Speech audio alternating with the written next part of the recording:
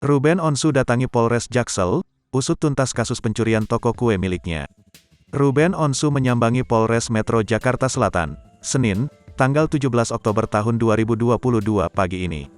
Ruben Onsu tiba sekitar pukul 8.30 waktu Indonesia Barat mengenakan kaos kuning, didampingi asistennya. Kedatangan Ruben diduga untuk menindaklanjuti laporan atas kasus dugaan pencurian toko kue miliknya beberapa waktu lalu.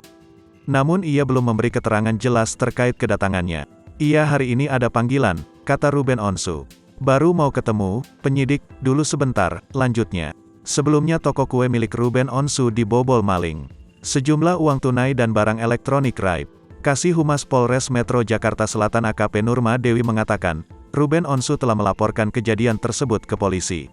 Seperti diketahui, melalui Instagramnya Ruben mengumumkan bahwa kantor usaha miliknya dibobol maling.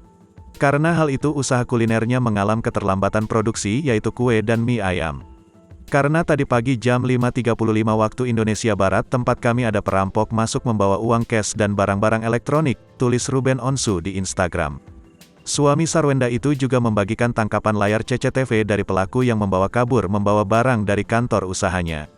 Terlihat video CCTV, seorang pria bersepeda motor memasuki kantor Ruben dan mengambil alat elektronik di meja.